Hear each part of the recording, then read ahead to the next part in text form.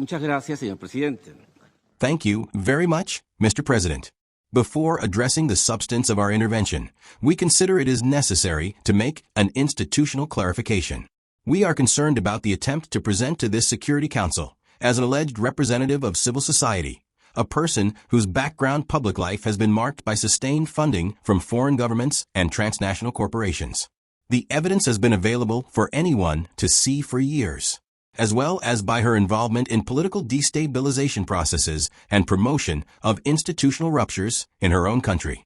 The instrumental use of these figures to legitimize narratives of confrontation, justify the use of force, or minimize violations of international law does not contribute to the purposes of this Council nor to the strengthening of multilateralism. On the contrary, it erodes the credibility of the debates and distorts the nature of this body, which is called to preserve peace and international security. Now, I will address the subject. Mr. President, January 3, 2026, represents a date of profound historical significance, not only for Venezuela, but for the international system as a whole. On that day, the Bolivarian Republic of Venezuela was subjected to an illegitimate armed attack, lacking any legal justification, by the government of the United States of America, which included bombings on its territory, loss of civilian and military lives, destruction of essential infrastructure, and the kidnapping of the constitutional president of the Republic, Nicolas Maduro, and the First Lady, Cilia Flores. Venezuela appears before this Council today with a deep conviction. International peace can only be sustained if international law is respected, without exceptions, without double standards, and without selective interpretations. The events of January 3 constitute a flagrant violation of the United Nations Charter, committed by the U.S. government. In particular, the violation of the principle of sovereign equality of states, the violation of the absolute prohibition of the use or threat of use of force against the territorial integrity or political independence of any state enshrined in Article 2, Paragraph 4 of the Charter, and violation of the duty to resolve disputes by peaceful means. Likewise, these acts seriously undermine the Geneva Conventions and their protocols, as indiscriminate attacks against the population have occurred. Civil and civilian property. International human rights law has also been violated, particularly the right to life, personal integrity, and security. Especially grave is the kidnapping the President of the Republic by the government of the United States of America, which constitutes a direct violation of an essential norm of the international legal order, namely the personal immunity of heads of state in an action. This immunity is not an individual privilege. It is an institutional guarantee that protects the sovereignty of the state and the stability of the international system. Its disregard not only affects Venezuela, it sets an extremely dangerous precedent for all the states represented in this room, regardless of their size, power, or alliances. Sir, Mr. President, Resolution March 3, 14 of the General Assembly clearly defines the bombing of the territory of a state by the armed forces of another state as an act of aggression, thus as well as invasion or occupation, even without formal annexation. The acts we denounce undeniably fit this definition. In 2004, the International Court of Justice stated that occupation exists when a state exercises effective control, even without formal annexation or the continuous presence of troops. Resolution 242 of this Security Council, for its part, emphasizes that the acquisition of territory by force is inadmissible. General Assembly Resolution 2625 states that the territory of a state shall not be subject to military occupation, resulting from the use of force in contravention of the Charter. Allowing such acts to go without an effective response amounts to normalizing the substitution of law by force and to eroding the very foundations of the collective security system.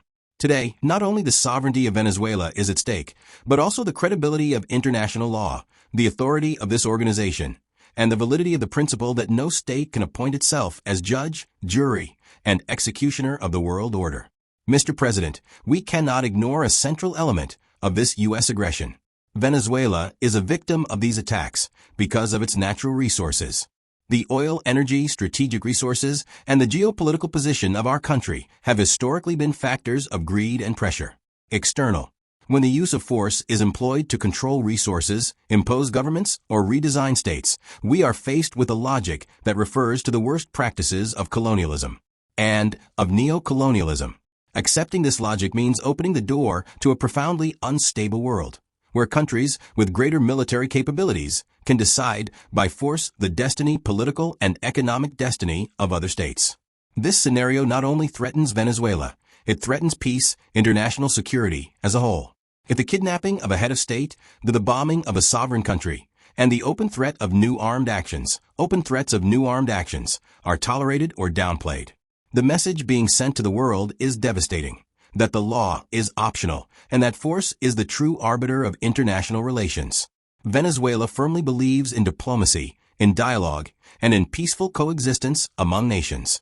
This has always been our historical position, and it remains so today, even in the face of aggression of this magnitude. It is precisely this vocation for peace that was violated on January 3rd. Therefore, Venezuela urges the Security Council to fully assume its responsibility and act in accordance with a mandate conferred by the United Nations Charter. In this regard, we request first that the government of the United States of America be required to fully respect the immunities of President Nicolas Maduro and First Lady Cilia Flores, as well as their immediate release and safe return to Venezuela.